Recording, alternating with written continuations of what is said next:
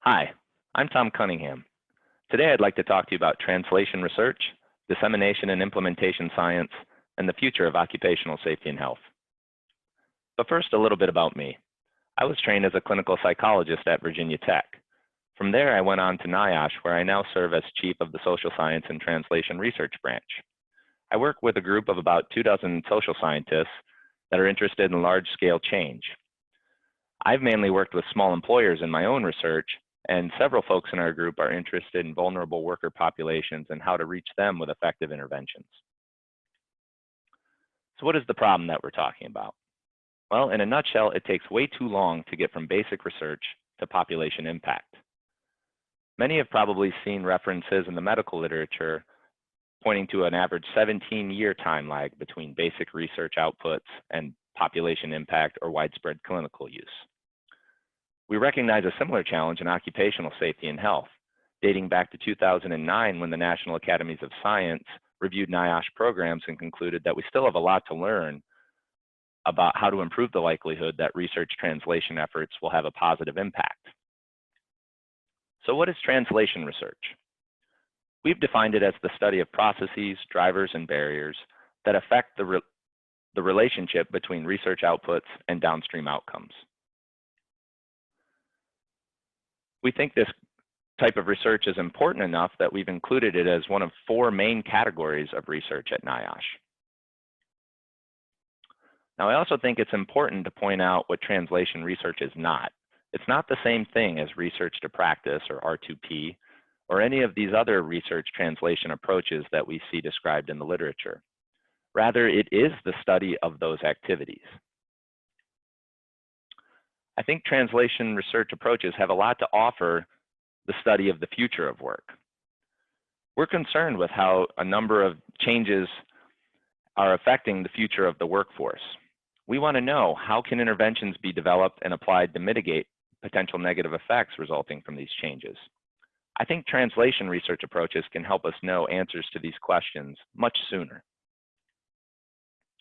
Our current emphasis on translation research is largely based on the NIOSH model that was published in 2003.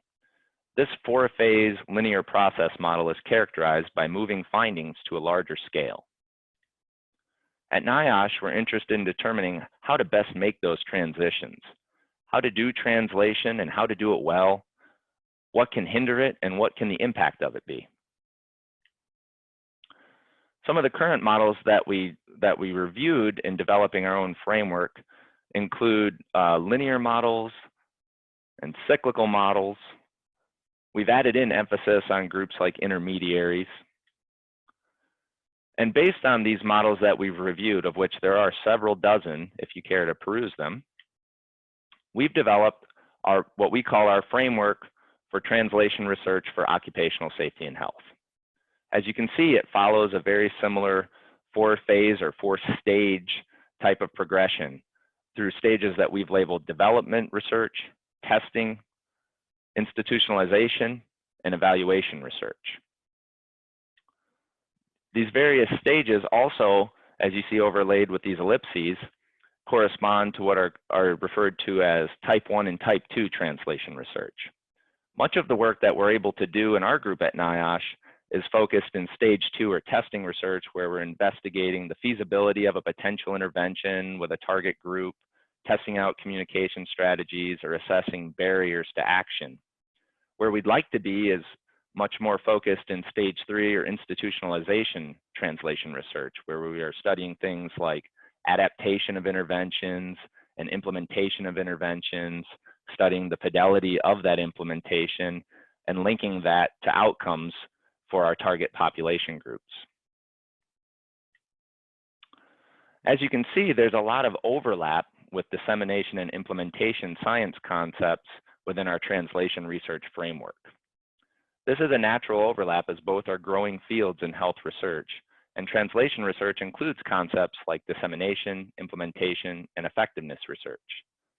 A point of differentiation, though, is that dissemination and implementation science picks up where an evidence-based solution has already been developed.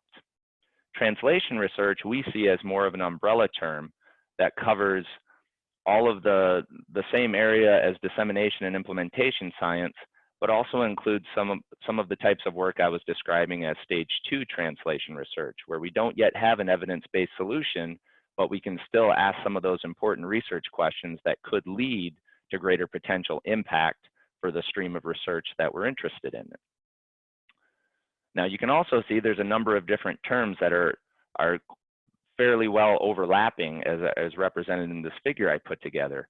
And this is just a way to try to start to disentangle some of these terms as being more focused on research and more focused on practice and where they span in the research continuum from problem identification to ultimately impact and outcomes of reduced illness, injury, and death.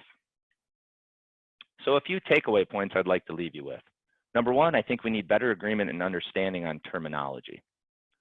Number two, we need to embed translation research questions into existing research to practice activities and know more than just how many people we reached or how many adopted an intervention. Number three, we need a much stronger evidence base for effective dissemination and implementation of occupational and safety and health research outputs.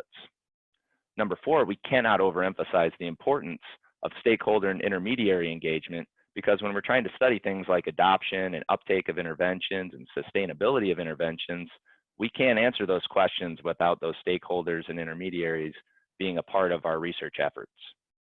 And finally, we need a much greater investment in the latter phases of translation research, along with greater investment in research to practice initiatives. As we focus on adoption and institutionalization of interventions, we need to be asking research questions about things like cost, acceptability, and design quality, just as a few examples. So I'd like to thank you for your time. And if you'd like to follow up with any further communication, you can reach me at the email and phone number noted below. Thank you.